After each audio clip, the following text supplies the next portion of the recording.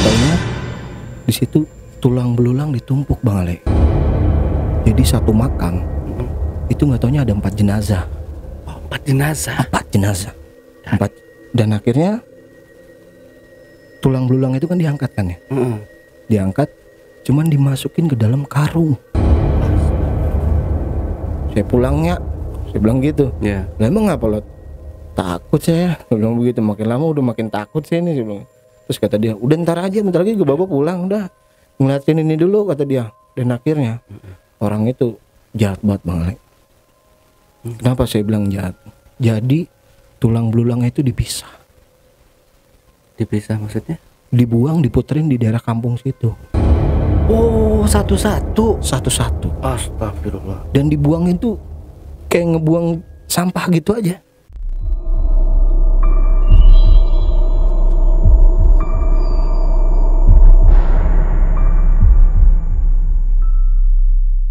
Assalamualaikum warahmatullahi wabarakatuh. Jumpa lagi dengan saya, Ale, host Jejak Backpacker.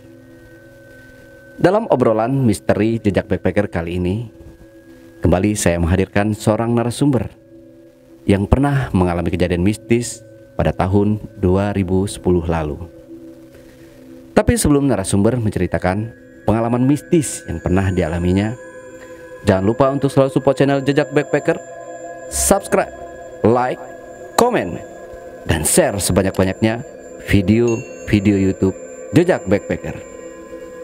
Dan buat teman-teman yang punya pengalaman mistis yang ingin diceritakan di channel Jejak Backpacker, kirim cerita terbaik kalian, terseram kalian ke email atau WA yang kami cantumkan di bawah ini. Assalamualaikum Bang Bolot. Waalaikumsalam Bang Ale. Bang Bolot tanpa haji Bang ya? Enggak. Belum, insya Allah kedepannya bakal haji. Amin ya Allah. Amin. Amin. Ya, Bang Bolot, terima kasih Bang Bolot sudah hadir di apa ini namanya?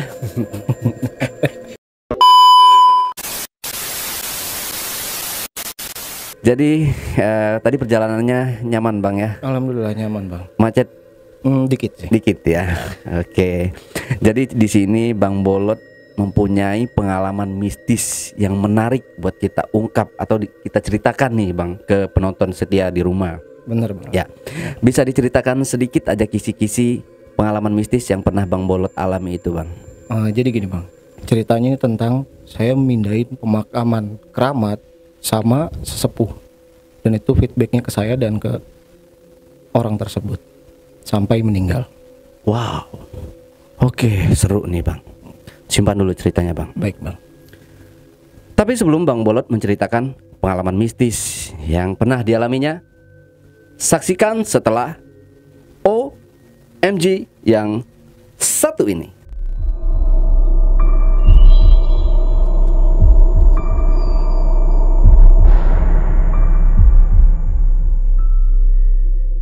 Oke, Bang Bolot siap ya Bang Bolot ya. Siap Bang Ale. Tapi aman nih Bang ya kalau kita ceritakan Bang ya. Insya Allah aman karena tadi saya juga ada izin juga ke pemakamannya Oke, sebelum siap. berangkat ke sini Bang. Siap.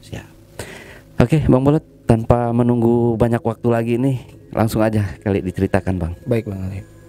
Jadi kejadian ini di tahun 2010 Bang Ale ya. Oke. Dulu itu seusia itu saya mungkin masih masuk SMP ya. Udah mulai masuk SMP saya kelas 2 kelas 3-an lah itu kalau nggak salah. Saya itu sewajarnya anak-anak biasa gitu kan. Sering main gitu dari kebun ke kebun nih karena di daerah rumah nih masih banyak kebun nih Bang Ale ini ya kan. Jadi kejadian itu sebenarnya tanpa keinginan saya. Oh, ini masih di Jakarta nih Bang ya? Di daerah Pondok Gede, Bekasi. Daerah Pondok Gede. Daerah Pondok Gede, Bekasi. Nah dulu itu saya itu kan sewajarnya anak-anak biasa sering main dari kebun ke kebun lah. Otomatis saya itu tahu dong di dalam kebun itu ada pemakaman. Oke. Tapi saya nggak tahu itu pemakaman siapa Bang, nggak tahu saya. Terus waktu itu saya pernah diajak sama 2 sesepuh, sebut Baba D dan Baba N. Oke. Jadi yang ngajak saya ini Baba D. Tapi sebelum saya ke inti cerita ini Bang Ale, sebelum saya ke inti ceritanya, saya mau cerita dulu. Jadi saya main di situ Bang Ale. Saya memang tahu ada itu pemakaman, tapi saya nggak pernah nanya ini pemakaman siapa gitu loh. Terus saya main, jadi di samping pemakaman itu ada pohon rambutan. Oke. Dan itu buahnya lebat banget kan Bang Ale ya. Yang namanya seusia itu anak-anak kan otomatis ngeliat pohon pasti manjat lah ya kan. Ya. Akhirnya saya manjat lah di situ ya kan. Di situ saya pernah ngalamin kejanggalan. Jadi di balik pohon rambutan itu udah ada pemakaman itu. Oke. Pas saya ngambil rambutan itu, nggak tahu tiba-tiba saya ditimpuk sama buah mangga. Padahal nggak ada pohon mangga. Nggak ada. Sedangkan yang saya manjat itu pohon rambutan. Oh. Aneh kan? Iya. Waktu itu saya bertanya-tanya, loh kok kenapa bisa ada mangga di sini? Sedangkan saya manjat ini pohon rambutan gitu ya kan. Kira pas turun ke bawah, karena saya ngerasa takut kan, iseng itu menjelang maghrib. Saya manjat itu menjelang maghrib karena saya ngincar itu loh, rambutannya merah-merah banget. Saya bilang, mantep nih kata saya gitu kan. Gua ambil lah. Terus saya sambil ngandut itu Bang Ale. Maksudnya rambutnya saya masukin baju. Iya, masukin ke baju gitu kan. Saya juga pernah ngalamin dulu waktu kecil kayak gitu. Kayak gitu Bang, dan akhirnya apa? Sambil ngerasa panik, di perut udah gatal kan, digigitin semut tuh ya kan. Aduh, belum mati sialan, gua harus turun nih mau nggak mau karena gua udah iseng nih ya kan. Pas turun Bang Ale. Jadi cabang itu kan cagak Bang Ale. Turun ke bawahnya itu lumayan, masih ada 3 meteran. Oke. Jadi digetokin pakai kayu gitu Bang Ale. Jadi buat kita manjatnya agak gampang gitu kan. Pakai paku gitu kan. Dan nggak taunya pas saya injek, jatuh saya ke bawah. Jatuh ke bawah. Itu saya udah ketemu sosok. Sosok itu perempuan. Ngeliatin saya kan. Nggak lama berselang saya ngeliat sosok itu di samping kuburan itu. Pas azan maghrib. Pergilah dia. Selamatlah saya dalam hati gitu kan. Alhamdulillah gue selamat ya kan, masih ditolongin sama Allah gitu kan. Pulang tuh akhirnya saya makan rambutan yang tadi saya kandut nih, saya bawa pulang ya kan. Saya makan di rumah. Wih enak banget nih ya kan. Gak lama, setengah jam saya habis makan rambutan itu, perut sakit semua Bang Ale, sampai sebadan-badan. Terus gak lama saya bilang orang tua kan, saya bilang sama ibu saya, Bu, ini kok perut saya sakit ya, emang kenapa? Makan rambutan, kebanyakan kali lu, kata ibu gitu kan. Terus gak lama saya liatin lagi rambutannya. Jadi rambutannya itu Bang Ale, jadi di dalam rambutannya itu buahnya gak bulat, gak oval. Selama saya buka itu, jadi bentuknya aneh. Jadi oval, di atasnya ada lagi gitu. Jadi modelnya kayak kacang gitu loh, modelnya kayak gitu Bang Ale. Oh iya. Wah gokil lah saya bilang. Tapi enak, manis banget ya kan. Ya udah saya lanjut makan nih, karena saya penasaran. Kalau gue makan lagi, gue sakit nggak gitu ya kan? Akhirnya saya makan tuh. Saya makan, saya habisin. Tiba-tiba ada yang bisikin, jangan balik lagi ke situ. Suaranya suara perempuan. Langsung beralih begini, wah, jangan-jangan ini sosok yang tadi gue lihat di samping makam. Langsung tuh Bang Ale, bulu kuduk langsung merinding kan. Wah parah. Kira nggak lama nyoba buat sholat lah, ya kan. Sholat itu udah mau deket-deket Isya ya kan. Wah, gue sholat dulu deh daripada ntar istilahnya ketinggalan sholat ya kan. Nyokapnya gue udah ngomel, lo sholat. Nyokap tuh manggil saya bolot. Serius. Sholat lo gitu. Ya sholat deh, sholat gitu kan. Selesai sholat, badan enteng tuh Bang Ale. Ya udah. Cuman karena saya memang anak yang dibilang seusia itu nakal ya, itu saya itu balik lagi ke pohon itu, ke pohon rambutan itu. Pokoknya gue panjat lagi nih. Saya manjat lagi. Cuman manjatnya enggak via kayu yang saya getokin pakai paku itu Bang Ale. Jadi pakai tangga. Ini lebih safety ya kan. Nah, gue pakai tangga nih.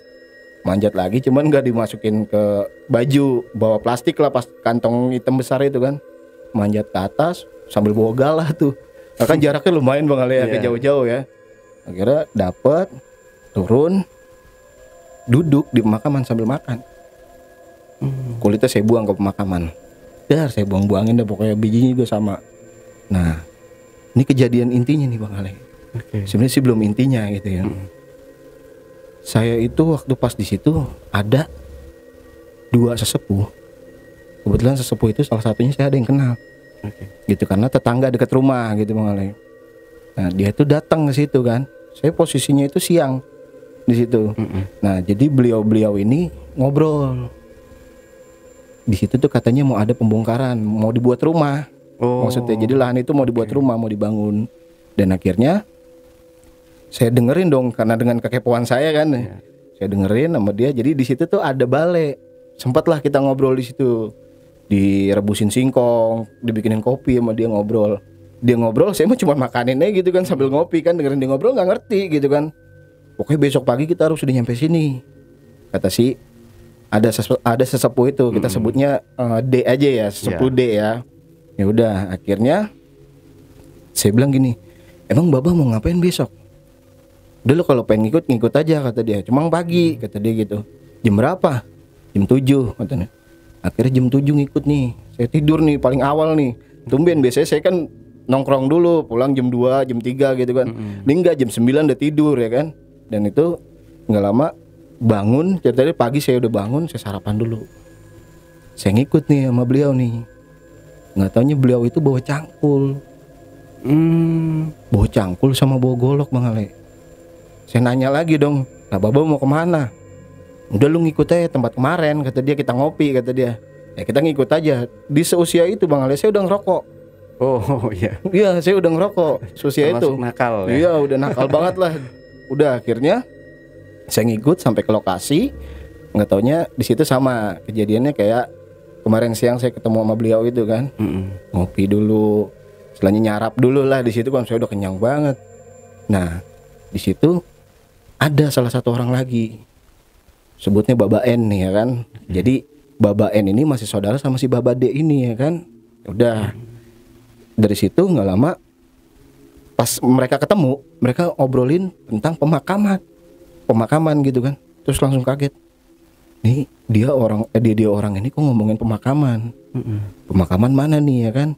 Jangan pemakaman warga atau keluarga gitu maksudnya, atau pemakaman umum. Dan nggak taunya pas setelah saya telaah itu, dia ngomongin pemakaman yang saya pernah ketemu sosok perempuan itu. Ya udah, saya istilahnya di sosial itu kan nggak ngerti apa-apa, jadi ngikut aja nih Bang Ale ya. Saya ngikut, terus kata dia, lu pengen ngikut nggak lo? Kata dia. Jadi jarak balai ke kuburan itu sekitar 10 meter lah. Oh deket banget. Deket banget. Cuman karena kehalang sama pohon rambutan, pohon pisang, sama pohon singkong gitu kan. Ya udah, akhirnya dia nanya nih, lu pengen ikut nggak lo? Ya ngikut lah. Saya pagi-pagi datang ke situ, istilahnya tidur awal malam gitu ya kan. Ngapain sih kalau pagi datang ke situ nggak ngikut ya kan? Akhirnya saya ngikut nih Bang Ale. Udah nyampe di lokasi. Jadi makam itu cuma dipatokin batu kali. Oh, berarti nggak nampak nih, nggak nampak. Udah rata. Udah rata. Oke. Tapi pinggirannya itu di spesies dikasih bata gitu, bata-bata pecahan kayak gitu ya kan. Dan akhirnya duduklah saya di situ ya kan. Kita ngerokok dulu. Yang saya ingat tuh. Kita ngerokok dulu kata dia. Kira nyebat dulu tuh di situ kan, saya ngerokok. Terus nggak lama Baba D ngomong, nih enak kita ngomong, kita bongkar dari mana dulu nih? Pala apa kaki? Langsung saya mikir, wah nggak taunya ini pemakaman yang mau dibongkar gitu kan. Oh iya. Langsung tuh saya langsung jiper kan, karena udah ketemu sosoknya yang perempuan itu. Oke. Udah tuh nggak lama pas habis ngerokok dibilang begini, si Baba N ini bilang, lu yakin mau ngebongkar ini makam? Lah sekarang kita nyari duit dari mana? Kalau bukan dari sini, kata si Baba D. Baba D ngomong begitu. Lah ini kita kan disuruh sama orang, kita dapat duit ini. Emang lu mau besok dapur lu kagak ngebul? Itu bahasa Betawinya orang Bekasi, begitu ya kan? Ya udah, akhirnya si Baba N ini mikir 2 kali. Mungkin beliau itu tahu pemakaman ini dulunya itu siapa gitu ya kan. Tapi si Baba D ini kan yang di mindsetnya dia cuma uang, cuan gitu kan. Mau nggak mau dia harus lakuin itu. Oh, tapi ini makam ini mereka ini cuma mengerjakan mencangkul menggali aja, atau itu tanah mereka? Itu tanah orang lain. Tanah orang lain. Jadi beliau-beliau itu disuruh. Karena itu mau dibangun. Jadi dia disuruh. Karena gimana ya, katanya di situ mau dibangun tapi ada pemakaman. Jadi orang yang mau buat rumah itu nggak nyaman.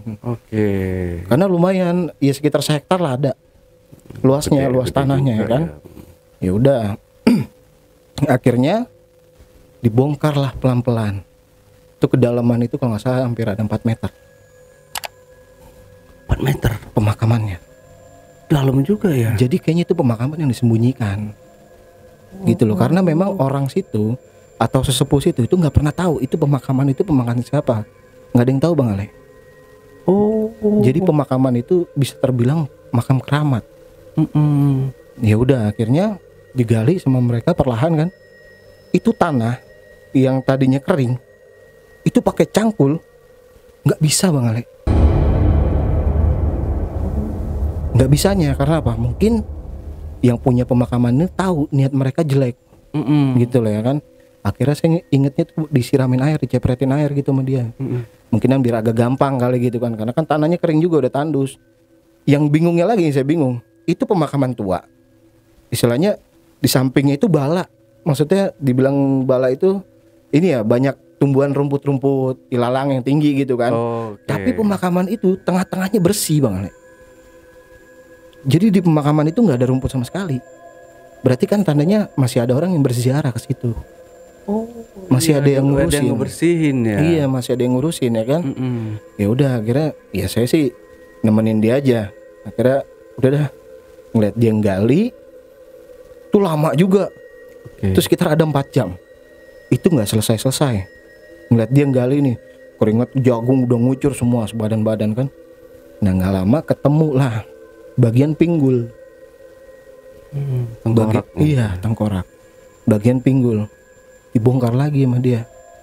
Nggak taunya Bang Ale, di situ, nah, nggak taunya di situ tulang belulang ditumpuk Bang Ale. Jadi satu makam itu nggak taunya ada 4 jenazah. 4 jenazah. 4 jenazah. 4. Dan akhirnya tulang belulang itu kan diangkat kan ya. Diangkat, cuman dimasukin ke dalam karung. Dimasukin ke dalam karung. Udah dari situ saya bilang, ini orang gila kali ya. Karena yang saya tahu, orang mau pindahin makam, maksudnya jasad, itu harus ada pemakaman yang udah ready siap gitu. Maksudnya buat dipindahkan gitu loh. Dan ini enggak. Dengan cara gegabahnya dia, itu dia mindahin dari lokasi itu, cuman dimasukin ke dalam karung. Nah dari situ saya mikir keras kan, loh kok dimasukin ke dalam karung, ini apa tujuannya? Saya gituin. Apa ini nggak akan ada efek sampingnya? Saya bilang gitu, dalam hati saya mikir gitu kan. Udah tuh nggak lama, saya inget banget, saya disuruh sama Babaen, tuh lu pinggirin dulu sono, apaan ininya karungnya. Saya pinggirin, saya inget banget pinggirin pohon pisang tuh ya kan. Saya pinggirin di pohon pisang, nggak tahu dari pohon pisang tuh angin kenceng banget, nyamber saya gitu. Astagfirullahaladzim kata saya. Jadi kayak ditabrak angin gitu Bang Ale. Waduh, saya bilang ini apa efek sampingnya gitu. Nah ini dari awal pertama kali saya ngerasain efek samping tuh Bang Ale ya kan. Terus nggak lama si Babade ngomong, ini kayaknya mah banyak tulangnya, kata dia gitu ya kan. Bener Bang Ale. Tadi kan kita temukan, saya bilang kan cuma pinggul kan. Ketemu 1, digali lagi nggak tahu itu ada 4.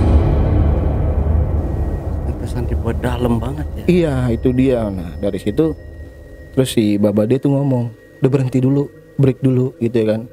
Akhirnya berhenti tuh, sempet ngobrol. Saya dengar omongan si Babade itu, dia ngomong, ini tulangnya mau kita buang kemana? Lah saya langsung mikir, dibuang. Lah kok makamnya ini tengkoraknya dibuang kagak dimakamin lagi gitu kan. Cuman saya kan nggak mau ngomong. Maksudnya saya kecil, ya? Iya, saya ngikutin dia aja. Takutnya ntar kalau saya ngomong kan dibilang sama dia, lu bocah tahu apaan sih ya kan. Dia lu diem aja ngopi ngerokok di sini gitu kali ya kan bahasa dia. Terus nggak lama dia ngobrol lu tuh sempat lama lah. Badan gue udah mulai nggak enak nih, kata si Babaen ya kan. Badan gue udah mulai kagak enak nih. Udah, pokoknya gue kagak mau tahu, kata dia. Pokoknya ini sebelum maghrib, ini tengkoraknya harus sudah diamanin. Katanya begitu. Dan nggak taunya datanglah orang yang punya tanah itu. Yang udah ngebeli tanah ini. Iya, datang. Nah, dia dengan somprale ngomong kayak gini. Kata dia, gimana Mbak? Itu dia pada dipindahin makam. Nah si Babade bohong. Udah dipindahin. Padahal tulang belulangnya itu masih di karung. Pohon pisang saya yang naruh di situ di karung. Ada berapa karung? Ada sekitar 6 karung. Jadi yang dipendem itu Bang Ali, bukan cuman kayak jasad manusia. Jadi ada tulang hewan juga yang saya lihat. Oh. Jadi kayak ada fosil, maaf ya, kayak guguk gitu modelnya. Kayak gitu, kayaknya dipendem juga. Mas saya mikir ini pemakaman, istilahnya pemakaman sesepuh atau memang pemakaman apa sih gitu kan? Cuma saya nggak memperdalami gitu loh ya kan. Ya udah, pada akhirnya si beliau-beliau ini habis ngobrol sama yang punya tanah, tuan tanah itu pergi kan. Nah, langsung dah tuh bergerak gitu tuh sebelum zuhur. Jadi nguburin nguruk kuburannya dulu. Nguruk kuburan. Nah, udah selesai, udah nyantai lah, tidur dulu di situ. Tidur siang, nah menjelang asar baru. Di situ udah bingung dua-duanya. Ini mau kita kemanain ya kata dia. Pindahin aja kali gitu ya kan. Terus nggak lama si Babade ngomong nih, udah buangnya ke tempat sampah. Dan dibuang Bang Ali tempat sampah. Saya ngeliat persis dibuang gitu, jadi tulang itu dibuang ke tempat sampah. Cuman 1 kantong tapi ya, cuma 1 kantong. Maksudnya 1 karung gitu kan. Ya udah nggak lama si Baba N ini ngomong, lu yakin lu katanya, lu yakin ini kagak mau masuk, maksudnya nggak mau nyempurnain ini jasad gitu, maksudnya tulang gitu ya kan. Nggak taunya Babade ngomong, ya elah orang udah mati mah kagak bakalan hidup lagi, bahasanya begitu kan. Ya udah akhirnya saya bilang, Mbak saya pulang ya, saya bilang gitu. Lah emang ngapa lo? Takut saya bilang begitu. Makin lama udah makin takut saya ini, saya bilang. Terus kata dia, udah bentar lagi gue bawa pulang, udah ngeliatin ini dulu kata dia. Dan akhirnya orang itu jahat banget Bang Ali. Kenapa saya bilang jahat? Jadi tulang belulangnya itu dipisah. Dipisah maksudnya? Dibuang, diputerin di daerah kampung situ. Oh, satu-satu. Astagfirullah. Dan dibuangin tuh kayak ngebuang sampah gitu aja. Anjir. Kayak ngebuang sampah gitu aja langsung kan. Saya bilang, ya Allah, nih ada feedback nggak ke gue? Maksudnya dalam hati ada efek samping nggak ya ke gue ya? Gitu dalam hati gitu. Dan nggak taunya Bang Ale, bener. Saya mandi nih, pulang kan habis dari pemakaman itu. Saya mandi, pas saya guyur ke belakang begini, gayung saya nggak berbalik. Gayung saya stuck di tahan begini, jadi nggak nggak bisa nyiram lagi gitu kan. Pas saya lagi nyiram ke kepala gitu, set di sini saya tarik begini. Bisa ditarik lagi? Iya, nggak bisa ditarik. Udah tuh langsung dari situ kan saya bilang, astagfirullahaladzim. Saya bilang, wah masa gue nyebut dalam kamar mandi sih, dalam hati gitu kan, masa gue nyebut dalam kamar mandi. Akhirnya pas habis saya ngomong gitu, letak jatuh sama saya sekalian dalam kamar mandi. Duak, saya nimpa ember kan. Ibu saya teriak, ngapa sih lu Dek, kata dia. Kagak, ini gayung jatuh gitu, bilang begitu kan. Nah, kejanggalannya itu seperti ini. Jadi saya pulang kan sempat tidur tuh Bang Ali itu. Saya mungkin karena memang dari pagi di situ sampai sore kan, sampai istilahnya dari ngebongkar sampai ngebuang tulang itu saya nyaksiin ya kan, capek lah gitu ya kan, pulang tidur ceritanya. Tidur cuman seusia saya itu kan masih zaman itu suka nongkrong gitu loh, saya masih suka main gitu kan. Kira jam 9 malam tuh bangun saya jam 9 malam, bete gue di rumah, gue main Jadi saya main itu ngelewatin pemakaman yang bongkar itu Bang Ali. Saya lewat situ kan, ya aman sih, masih istilahnya masih enjoy lah jam segitu ya kan. Saya main, terus nggak lama saya main di situ tuh, saya ngerasa kok gue kayak ada yang ngikutin gitu ya. Kok gue ada yang ngikutin, udah ngerasa nggak enak gitu kan. Sampai pulang sebenarnya pengen minta ditemenin gitu sama temen kan. Gue laki, masa gue takut? Istilah kata gue tiap hari main di kebun, saya bilang gitu kan dalam hati gitu. Masa gue pulang takut? Udah akhirnya pamitan sama temen tuh, pulang nongkrong jam setengah satu malam. Ya udah akhirnya pas pulang, nah ini jadi ada kejadian aneh nih Bang Ali.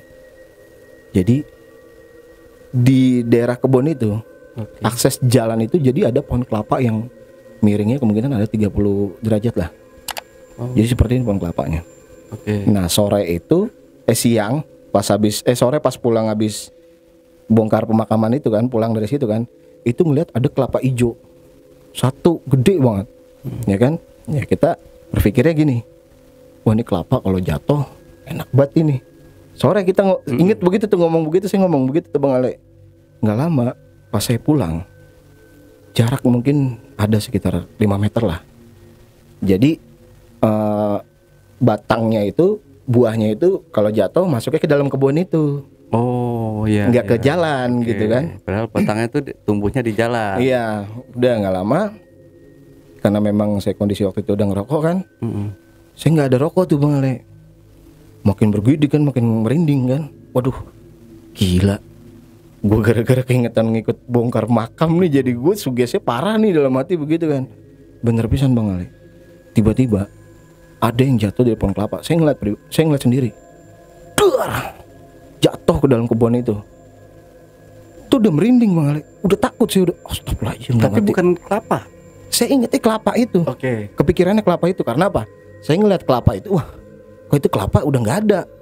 Jangan-jangan ini kelapa yang tadi sore gue lihat nih. Nah akhirnya saya beraniin.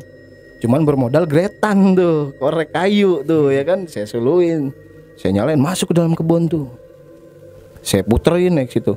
Ini pasti nggak jauh nih jatuhnya gitu kan. Nggak lama bener. Wah, itu dia tuh ya kan. Jadi jarak dari pohon itu ya berapa meter lah gitu kan, nggak jauh ya kan. Nggak lama saya lihat, wah ini di kelapanya nih yang tadi sore gue incar dalam hati gitu kan. Saya samperin nih Bang Ale. Pas saya samperin, memang kondisinya hijau nih, kelapa biasa sewajarnya gitu, besar itu kan.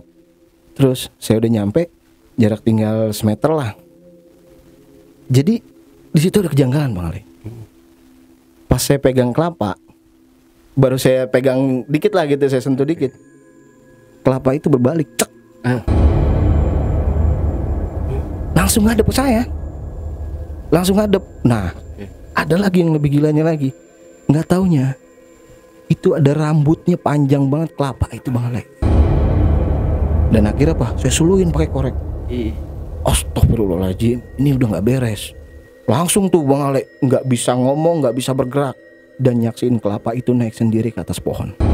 Glinding, berdiri di atas baru ketawa ngikik. Wah, dari situ langsung Bang Ale badan sakit semua. Pas dengar suara itu kuping langsung dengung kan, sakit. Astagfirullahaladzim kata saya. Udah saya diem aja, saya nyebut dari dalam hati. Saya bilang astagfirullahaladzim, saya bilang begitu kan. Terus nggak lama, ya Allah gue harus keluar nih dari sini, harus keluar dari sini. Nggak taunya apa karena kaki saking lemesnya nggak bisa bergerak, jatuh saya duduk di situ. Jadi saya nyaksiin kelapa yang ada rambutnya gontai ke bawah. Itu kelapa itu muter-muter sendiri Bang Ale di atas pohon itu. Ada mukanya? Nggak ada wajahnya. Jadi cuman kelapa, bentuk kelapa, tapi ada rambutnya panjang sampai bawah. Ada sekitar 5 meter 6 meter lah. Karena pohon itu ada sekitar 10 meteran tingginya. Udah dari situ nggak berani tuh Bang Ale. Ceritanya selepas dari itu ya, maksudnya pas saya pulang nih, saya udah nggak berani nih besoknya nongkrong lewat situ. Nah akhirnya saya muter nih. Besok malamnya saya main lagi. Gue muter jalan saya lewat lagi, ada komplek. Lewat komplek itu jadi lewatin pohon beringin nih Bang Ale nih. Tapi jaraknya itu memang nggak jauh dari kebun itu ya, nggak jauh dari kebun itu. Ya udah, akhirnya saya jalan lewat situ, sama ngerasain kayak ada yang ngikutin. Tapi itu keluar abis isya loh Bang Ale. Keluar tuh abis isya, masih sore kan, terbilang masih sore kan, pada saat itu masih sore. Lah, sore aja gue jalan kayak masih ada yang ngikutin gitu ya kan. Kenapa? Ya udah, nggak lama ya ngobrol-ngobrol lagi, ketemu temen kan. Selepas itu pulang, aku coba pulang agak sorean. Pulang agak sore jam 12 gitu kan. Sorenya saya tuh jam 12 pada saat itu. Pulang, nah lewat akses yang pohon beringin itu ya kan. Nah di situ Bang Ale, saya ketemu burung gagak. Burung gagak itu pacoknya warnanya putih. Aneh nggak sih? Ya bisa hitam ya. Iya, biasanya kan semuanya hitam kan. Dan di situ tuh kayak ada batu tempat orang biasa nongkrong gitu kan. Jadi nih pohon beringinnya ini belakangnya itu ada rumah kosong yang udah lama terbengkalai gitu kan. Nah di bawahnya di tempat duduk biasa tukang beca atau tukang jualan lah, di situ nongkrong di situ kan sorenya ya kan. Nah nggak lama di situ saya ngalamin kejadian. Jadi burung gagak itu kan pacoknya putih kan. Saya lihat burung bagus nih ya kan, saya bilang gitu. Gue tangkap coba saya tangkap tuh Bang Ale. Karena kondisi malam itu saya pikir gini, wah burung gagak kalau gue tangkap malam otomatis dia bisa terbang.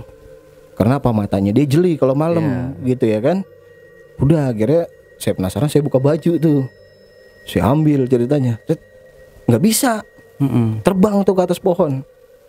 Saya balik badan dong, karena saya istilahnya udah kecewa lah. Ya gue nggak dapat lagi tuh burung, padahal kalau gue dapat mah bisa gue jual gitu kan, mikirnya gitu ya kan. Dan nggak taunya Bang Ale, pas saya balik badan, ya nggak balik badan banget sih gitu, masih berapa persen lah gitu kan. Tiba-tiba ada gini, saya digituin, langsung Bang Ale merinding seadanya saya di situ, nggak bisa ngomong, sama kayak kejadian saya ketemu kelapa kan. Iya. Ya Allah, ini apa lagi gitu kan.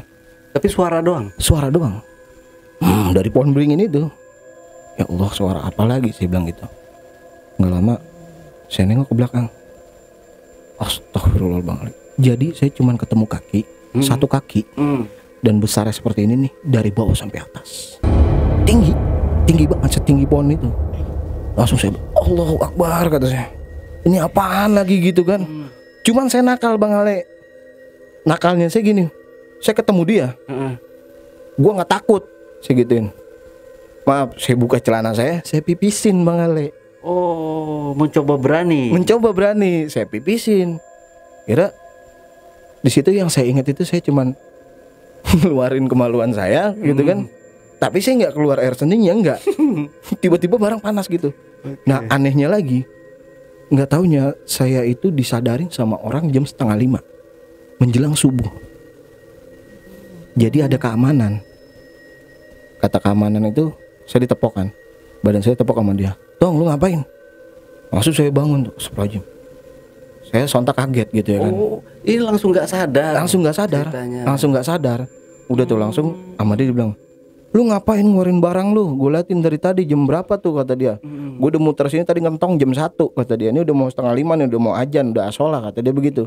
Lu ngeluarin barang lu masukin tuh, malu lu laki, kata dia begitu. Terus saya masukin kan.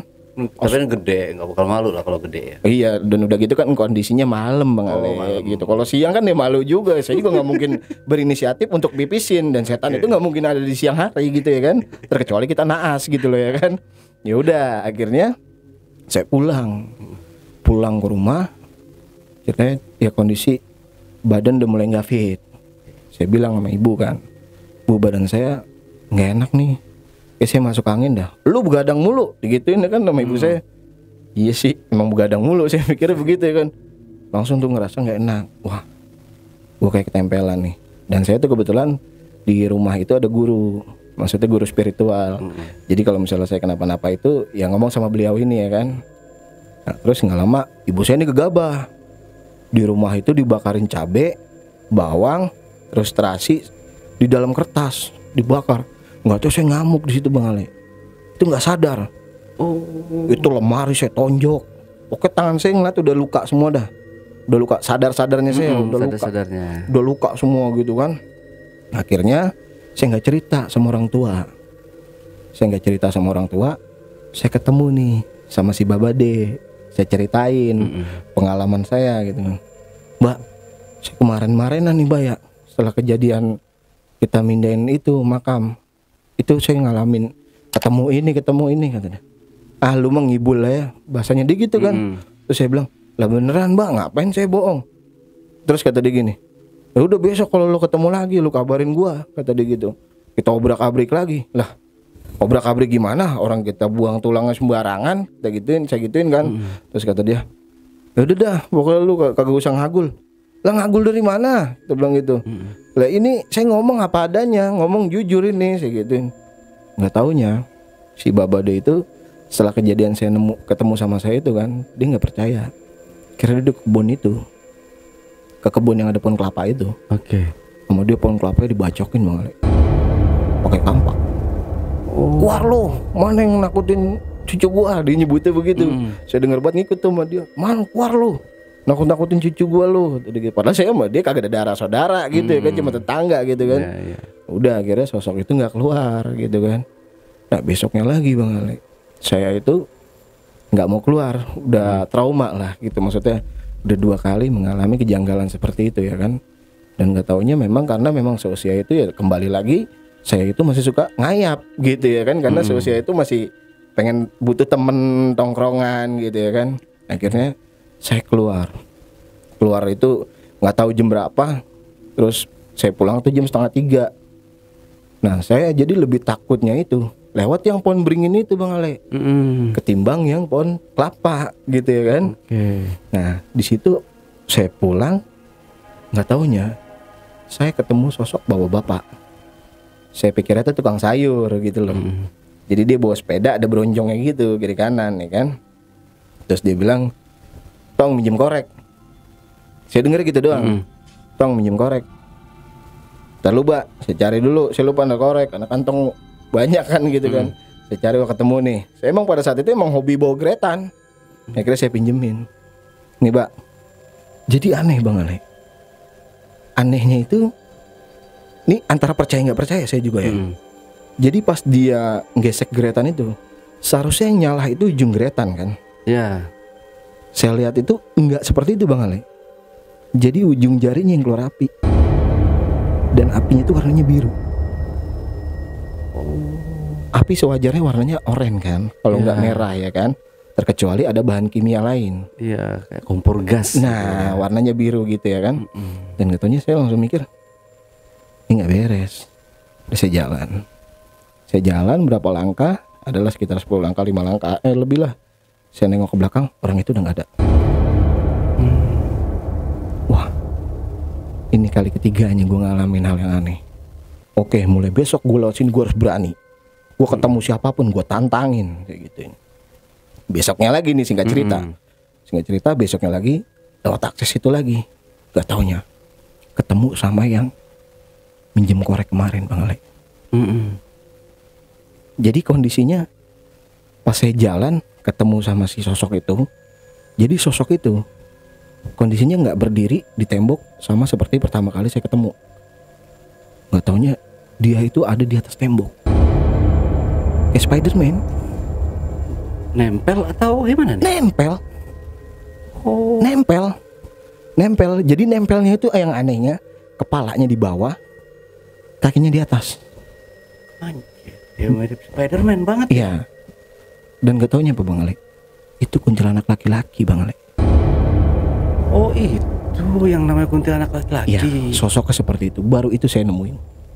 Seumur-umur baru itu saya nemuin.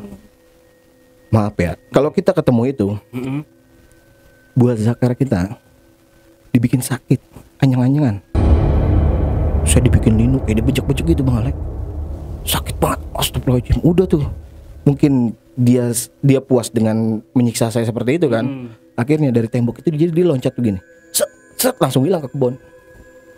Langsung saya bilang, ya Allah, gara-gara gue takabur kali dalam hati gitu ya. Gara-gara gue takabur kali, gue bilang dalam hati gini, karena gue tadi sore ini udah nantang nih, gue ketemu siapapun pokoknya gue tantangin nih ya kan.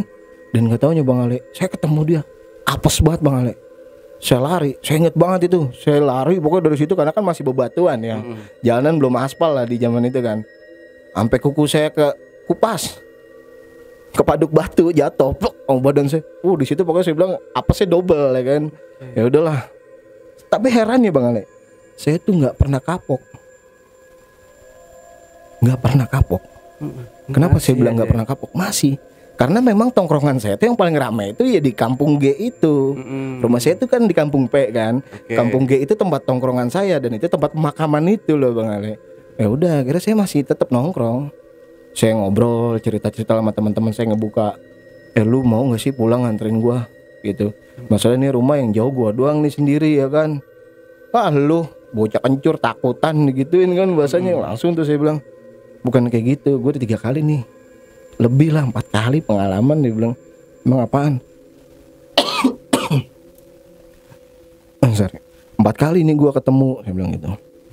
Nah, ketemu apaan? Udah lu ikut gue aja. Abis dia cerita kayak gitu, dia udah tahu. Karena memang di situ kondisinya gimana ya? Tempat itu memang di Hapit Kebon. Sorry Bang, enak saya tiba-tiba.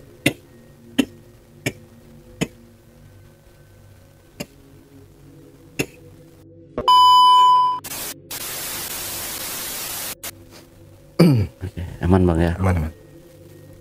Dan akhirnya saya tuh nggak kapok Bang Ale.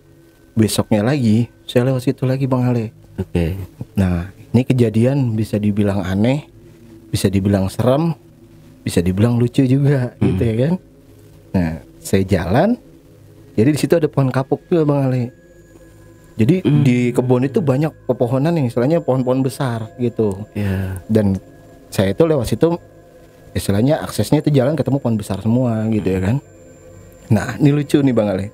Saya ketemu pas saya pulang nongkrong itu, pas saya habis ajak teman saya nganterin pulang gitu, mereka pada nggak mau kan. Ini kejadian itu jam 4-an kalau nggak salah. Ya jam 4-an. Nggak lama saya ketemu sosok nih. Cantik banget Bang Ale. Oke.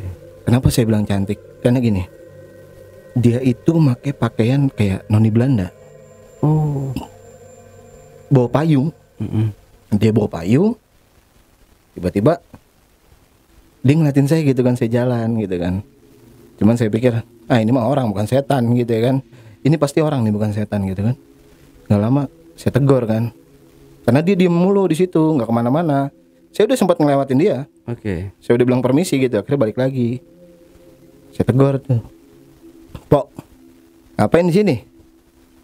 Dia diem aja, dia nggak ngomong sama sekali tuh. Dia diem nggak ngomong. Akhirnya dia cuma nunjuk doang, begitu. Jadi kayak pakai bahasa isyarat. Saya berasumsinya, berpikirannya mungkin, wah mungkin dia gagu, bisu gitu maksudnya.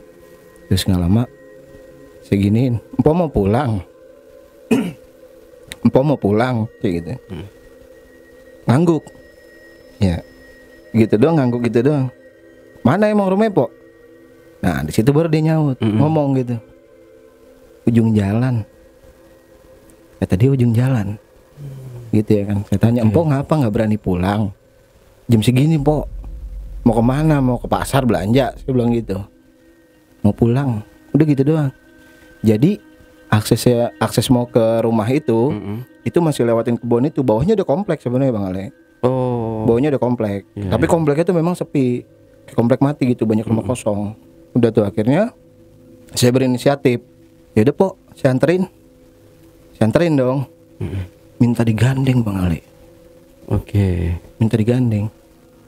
Ya udah saya gandeng dong kan. Saya gandeng. Kok tangannya dingin. Jadi dinginnya itu kayak kita abis megang batu es. Dinginnya seperti itu kalau ditempelin ke tangan orang. Dingin banget kan. Tapi itu lebih dari itu Bang Ale. Nggak taunya tangannya tuh kayak keluar keringat. Saya mikirnya ini orang kayak kena paru-paru nih ya kan. Iya, biasa. Iya kan. Zaman bocah saya taunya cuma kayak gitu. Kalau orang salaman tangannya basah dia kena paru-paru gitu ya kan. Kalau nggak jantung. Iya kayak gitu. Udah nggak lama deres Bang Ale. Jadi keringat itu deres banget. Saya mikir ini keringat, tapi saya nggak lihat. Saya nggak lihat. Kenapa? Saya kondisi udah takut karena saya tahu itu dingin. Saya lihat juga tangannya putih pucat kan. Tetep aja, tenteng aja. Kalau yang ini gue bawa dah ya kan, kayak di film Susana nih. Kalau gue punya paku, gue pantek kepalanya nih dalam hati gitu Bang Ale. Ya udah tuh, nggak lama dia minta dianterin. Jarak cuman sampai 15 meter. Di situ ada portal. Udah masuk komplek. Dan di belakang portal itu ada pohon mangga. Jaraknya jauh kan dari kebun itu kan. Ya, nggak lama dia minta berhenti di situ.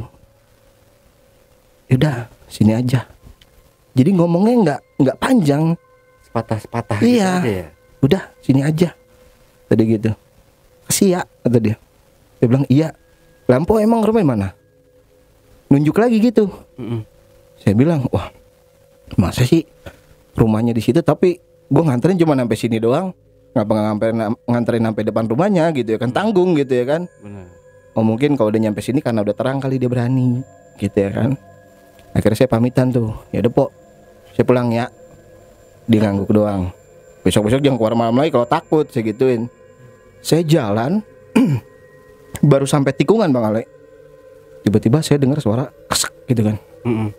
Wah, musang nih ya kan. Bodoh amat gitu. Nggak lama ada ini Bang Ale. Ada suara kayak suara swing gitu. Suara burung dara pakai siwingan malam-malam gitu ya kan. Nah, di situ dibarengin sama suara ngomong, oi, oi. Saya nengok ke belakang. Jadi dia itu udah gini-gini Bang Ale, di belakang saya. Jaraknya ada 5 meteran. Duduk. Terbang ngayang begini. Langsung teriak, gimana Bang Ale? Terima kasih 3 kali langsung Bang Ale. Allahu Akbar, langsung meluk tiang listrik tuh Bang Ale. Meluk tiang listrik nggak lepas Bang Ale.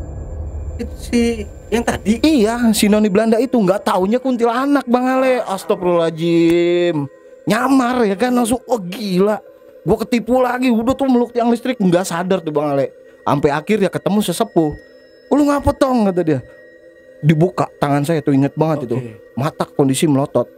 Dibuka, nggak kebuka Bang Ale. 4 orang yang buka. Dan akhirnya apa? Saya dibopong kayak mayat. Setelah kejadian itu tuh, ketahuan sama warga di situ kan. Dibawa saya ke base camp saya yang di Kampung P itu kan. Ketemu di situ, ketemu sama guru saya. Dipegang sadar. Saya cerita, itu memedi Lot, kata guru saya. Hah? Memedi? Itu udah banyak banget yang nemuin. Lu apa berarti lu ketemu sama dia? Lu kenapa emang ketemu sama dia? Langsung cerita.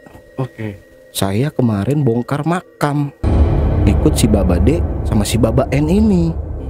Diomelin saya. Langsung di situ saya dikata-katain bahasa hewan, bahasa apalah sama dia gitu kan. Orang Betawi tahu sendiri kan. Udahlah kata saya terima aja akhirnya. Nah, kejadiannya Bang Ale, besok paginya saya dapat kabar nih dari anaknya si Babade. Lot, ke rumah gua dah. Ngapa emang? Dulu ke rumah gua. Jadi kondisi beliau itu lumpuh. Si Babade itu lumpuh, nggak bisa berdiri. Dan akhirnya setelah saya pegang kan, loh, kok bisa kayak gini? Kemarin sehat. Saya bilang habis nyacak-nyacakin, nebang-nebangin pohon kelapa gitu kan. Udah tuh, dia ngomong, gua kayaknya sial ini Lot, kata dia. Jadi badannya udah nggak bisa bergerak, mulutnya yang masih bisa ngomong. Ya udah, akhirnya saya dari situ karena emang nggak tahu apa-apa kondisinya waktu itu kan, pulang. Berselang 3 hari dia bangun. Dia bangunin dari tempat tidur, dia bisa berdiri gitu Bang. Dia berdiri, dia nyari saya. Dia nyari saya gitu Bang Ale. Dia nyari saya nih. Langsung dia ngomong, Bolot mana Bolot? Jadi dia itu, si Babade ini, beliau itu, dia itu pencetus nama Bolot. Jadi beliau itu kalau manggil saya begini, Sambolot, Sambolot, di mana ada Sambolot, jadinya Bolot. Nah makanya sampai sekarang nama saya Bolot, karena saya bocah nyolotan gitu, maksudnya juga berantem gitu ya kan. Beliau tuh tahu. Dan akhirnya saya dengar suara itu, saya keluar dong. Jadi si Babade itu udah bongkok, udah nggak bisa ngelihat. Saya duduk depan rumah.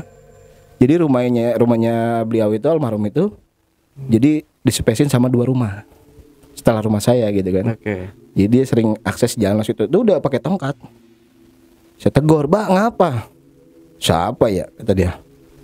Bolot Mbak. Lu, kata dia. Ngapa Lot? Mau kemana? Mbak udah kagak awas matanya. Maksudnya gak awas gimana? Ini mata gue udah kagak bisa ngeliat, udah rabun. Ngapa ya? Kata dia. Padahal kemarin gue sehat-sehat aja, kata dia. Lah kok bisa Mbak? Ngobrol tuh di depan. Sambil almarhum tuh megang tongkat, saya bikinin kopi tuh, inget banget. Dia cerita, apa ini kali Lot ya? Kata dia. Gara-gara gua kemarin bongkar makam kali ya. Lah kagak tahu juga Mbak. Lah Baba pengennya gimana nih? Maksudnya tuh Baba bisa kayak begini ya kan, saya bilang.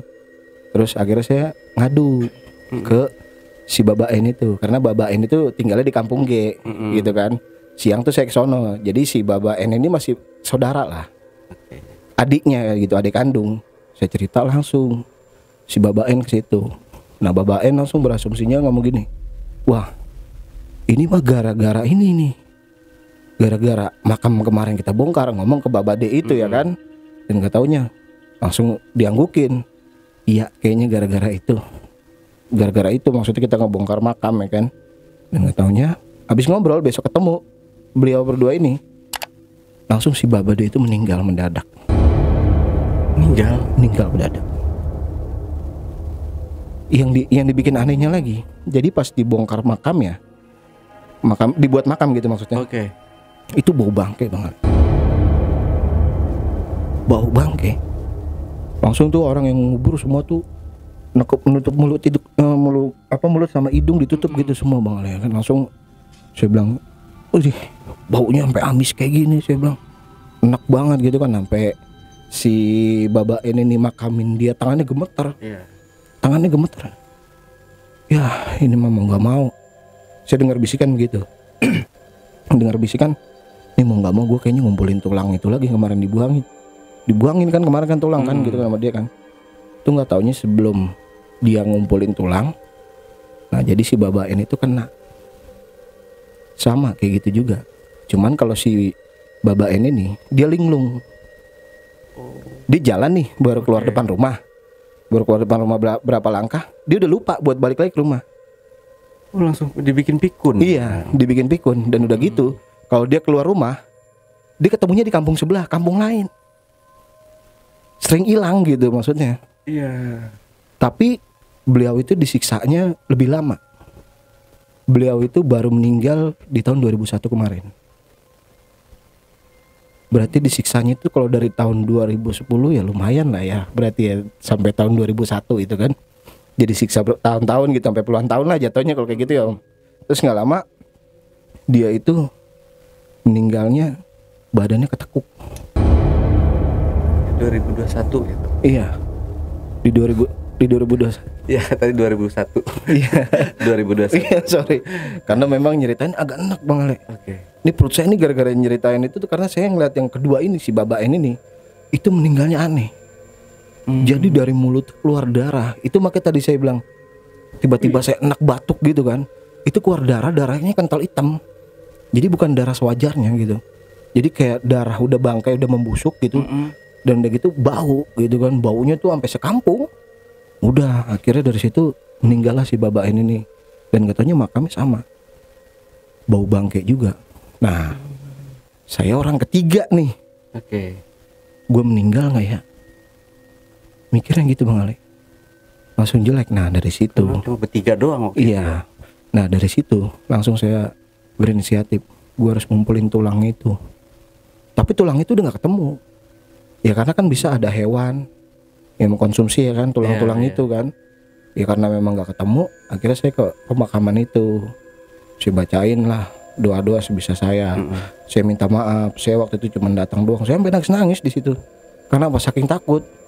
Sosial itu ya kan. Pokoknya gue nggak boleh mati cuma gara-gara begini doang. Ya udah setelah kejadian itu saya udah nggak pernah nongkrong lagi. Udah pokoknya aksesnya udah di rumah aja. Udah nggak mau kemana-mana. Karena yang saya pikirin tuh gue takut mati. Gue keluar takut mati, takut dibawa setan. Oke. Gitu. Ya paling gitu aja sih Bang Ale. Narik nafas dulu Bang. dari awal sampai sekarang saya nahan nafas dengar ceritanya. Gila. Kalau saya malah nahan enaknya karena saya tadi datang ke sini, saya datang ke pemakaman itu dulu. Oh. Petilasannya iya, aja iya. sih, cuman batunya doang. Baba N. Ya enggak. Baba N, saya ke Baba N. Oke. Ke Baba N saya minta izin gitu. Karena kalau saya nggak datang ke makam beliau mungkin saya cerita itu ya beliau datang ke sini gitu loh. Oke. Itu meninggalnya tiba-tiba nih si Baba N ya. Meninggal tiba-tiba. Iya Baba N itu meninggalnya dibikin linglung dulu kan.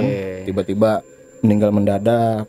Dan udah gitu dari kuping, dari hidung, dari mulut keluar darah semua. Nggak bisa ngebayangin.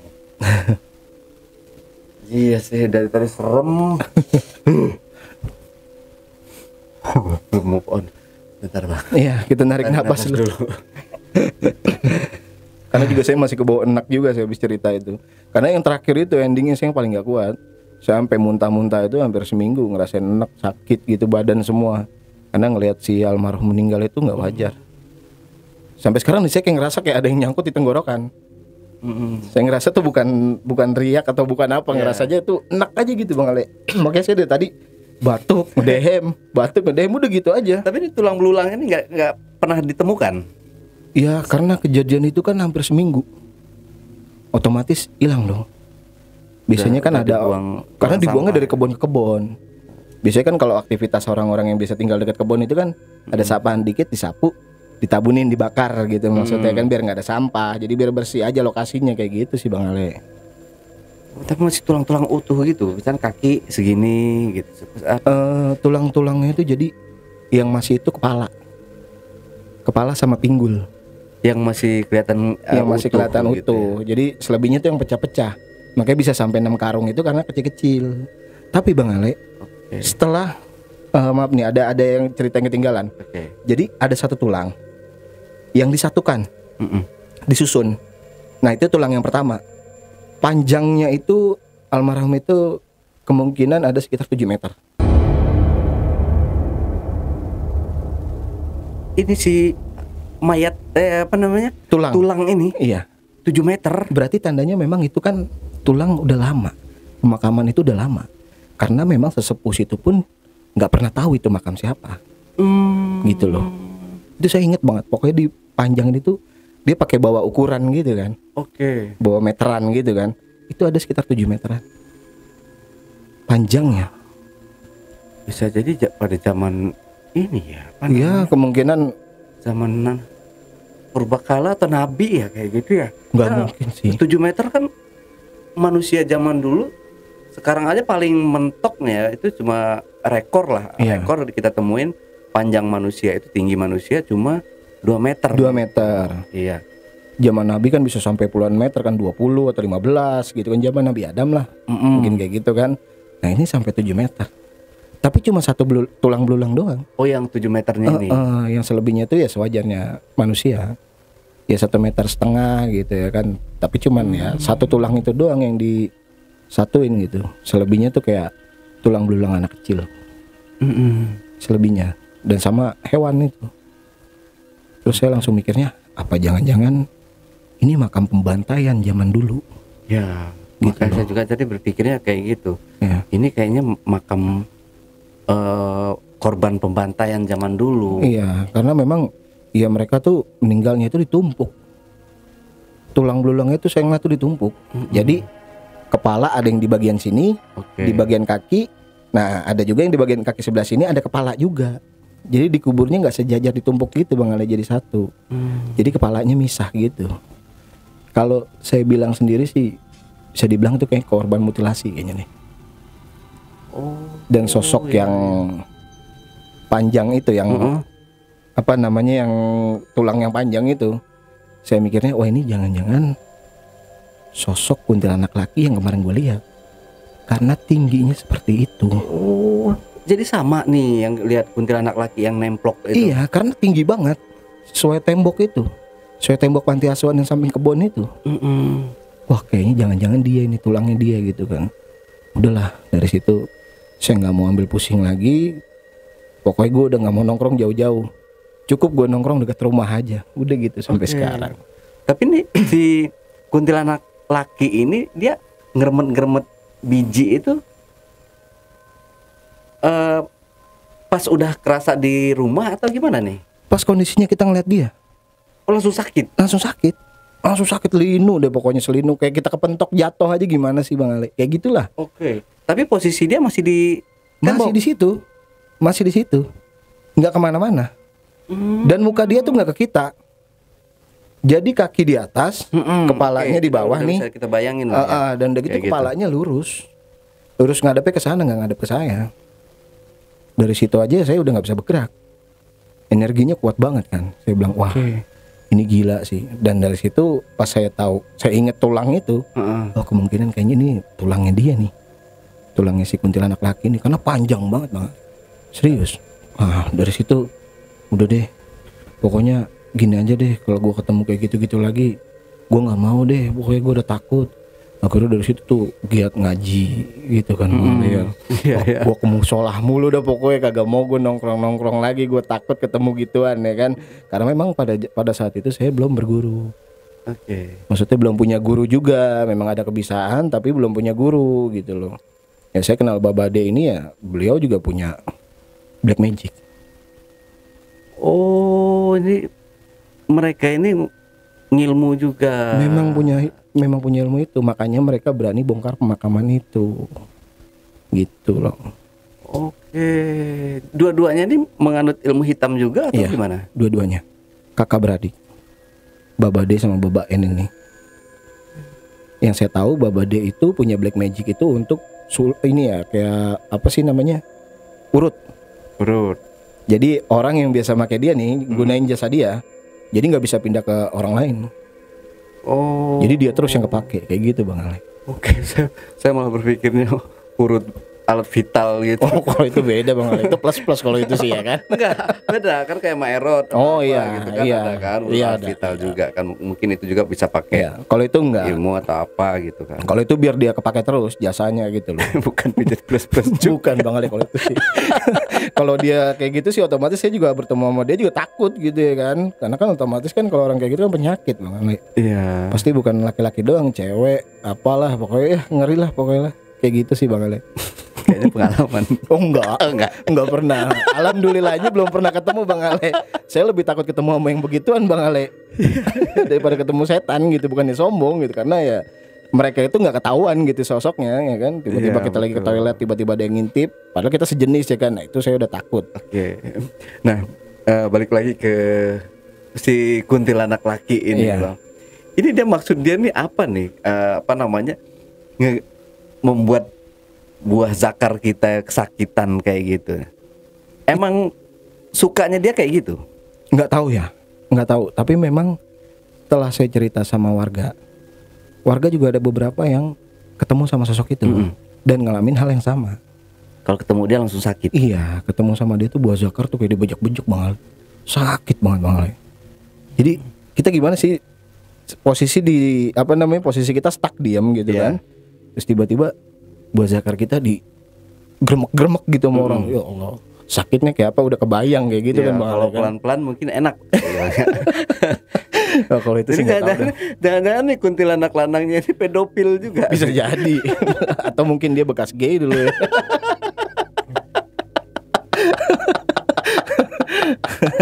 Ya karena begini loh.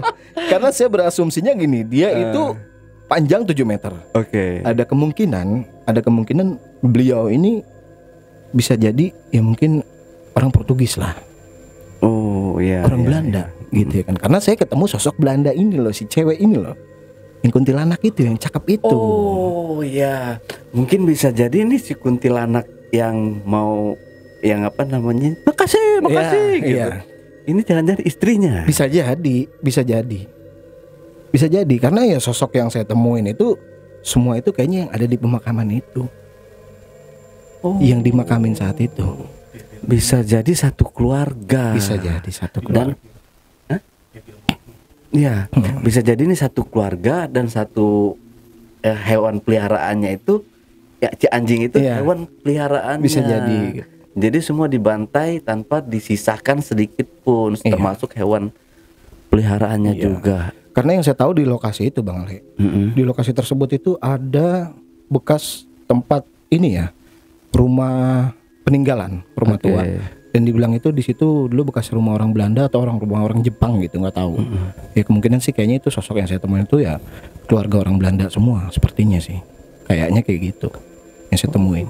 Karena sosok mereka tinggi-tinggi banget gitu loh. Oh. Iya bayangin aja sekarang kita sewajarnya mikir orang tinggi sampai 7 meter. Ya nggak ada yang kayak gitu. Iya, belum ada, nggak ada sih kalau Iya. di zaman sekarang ini ya. Dan udah gitu tulang belulangnya kecil. Biasanya kalau misalnya orang setinggi itu tulang belulangnya ada, maksudnya besar-besar gitu ya kan. Oke. Dan itu kecil Bang Ale. Atau mungkin karena memang udah kemakan massa dan udah terkikis juga ya kan. Makanya makin lama makin kecil lah seperti itu ya kan. Tapi kok yang di luar logikanya itu sampai 7 meter. Waduh, langsung enak saya ceritain dia itu. Udah langsung kata saya, ini saya mikirnya ini kayaknya ini orang Belanda. Kayaknya sih orang Belanda dibantai di situ, dan makanya sempat kebun itu nggak boleh warga sekitar pun masuk ke lokasi tersebut. Oke. Karena lokasi tersebut tuh dibilang ya ada juga tanaman milik warga yang nanam di lokasi itu, dan udah gitu dibilangnya sama warga itu jangan masuk situ, itu angker katanya gitu. Ya sekarang gini, kondisi kebun itu banyak pohon-pohon yang bisa kita manfaatkan. Betul. Contoh kayak pohon rambutan yang pertama saya kali manjat gitu kan. Terus ada pohon singkong juga, dan itu yang saya tahu itu liar. Ada beberapa warga ya paling cuma berapa meter lah mereka istilahnya miara tanaman-tanaman itu gitu loh Bang Ale. Oke. Kalau yang kelapa, nah kalau yang kita kelapa, ulas sedikit nih Bang tentang yang kelapa nih. Kalau yang itu serem banget, saya sampai kaget tadi. Kayak nonton film horor. Iya. Kalau yang kelapa itu nggak tahu sih, kayaknya memang dia penunggu pohon kelapa itu kayaknya sih. Memang karena memang saya juga emang udah ngincer kelapa itu udah hampir 3 hari gitu ya kan, ngelihat dia kelapa itu. Sekarang kelapa sebesar itu yang saya tahu ini kelapa bisa buat ngobatin orang karena kelapanya itu bagus Bang Ale. Jadi kelapa yang bagus itu kita baru ambil dari pohon. Kalau kita belah nih, nah itu di bagian kepalanya itu warnanya merah. Itu katanya sih cocok buat orang kena tampek, katanya kena tipes. Oh iya. Terus bisa juga buat naikin trombosit, katanya gitu ya kan. Makanya saya bilang wah kelapa seger banget ini kalau sampai jatuh malah. Saya mau manjat juga males. Orang pohonnya tinggi banget Bang Ale, ada sekitar 10 meteran. Udah gitu doyong begitu kan. Maksudnya saya pernah manjat pohon kelapa yang tingginya cuma berapa meter, 3 meter, 4 meter, ketimpa angin. Bareng goyang gitu kan, saya mikirnya kalau jatuh ke bawah langsung ke tanah kan ya nggak ketemu orang tua. Ketemunya malaikat ya langsung ya kan, ditanya, ditendangin, paling malaikat dipukulin ya kan.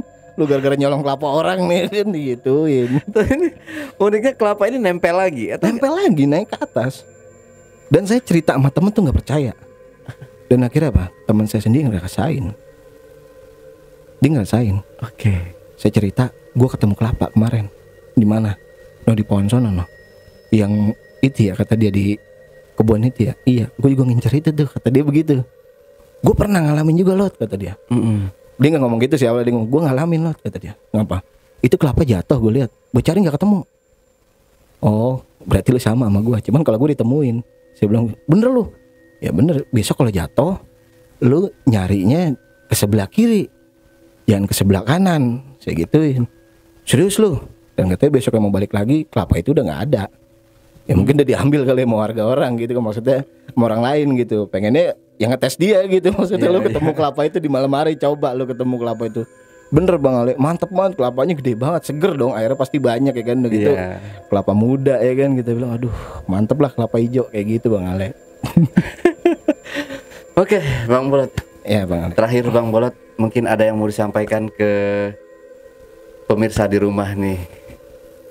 Pesan dan kesan mungkin yang mau disampaikan. Baik Bang Ale. Jadi pesan-pesannya buat teman-teman di luar sana, cerita ini boleh dipercaya atau tidak gitu, karena memang saya mengalami. Tapi kalau memang mau nyobain main ke kampung saya gitu, karena pernah juga ada salah satu YouTuber juga main ke kampung saya tuh, dia nggak percaya dengan mitos itu dan akhirnya dia mengalami gangguan gitu Bang Ale. Jadi intinya percaya nggak percaya cerita ini, karena saya memang saya sendiri yang mengalami, makanya saya ambil cerita ini buat ke jejak backpacker. Ya, balik lagi ke diri kita masing-masing lah itu. Dan bukan untuk menakut-nakuti gitu Bang Ale. Oke, Bang Bolot. Nah, Backpackers, itulah tadi obrolan misteri jejak backpacker bersama narasumber kita, Bang Bolot. Jangan lupa untuk selalu support channel Jejak Backpacker, subscribe, like, komen, dan share sebanyak-banyaknya video-video YouTube Jejak Backpacker. Buat kalian yang punya pengalaman mistis, jangan lupa kirim cerita mistis terbaik kalian ke email yang ada di bawah ini, atau hubungi kami di nomor 0852 1234 5683. Wassalamualaikum warahmatullahi wabarakatuh. Waalaikumsalam. Oke, Bang Bolot. Siap Bang Ale. Aduh, masih merinding ini. Tarik napas lagi. Alhamdulillah. Sampai jumpa.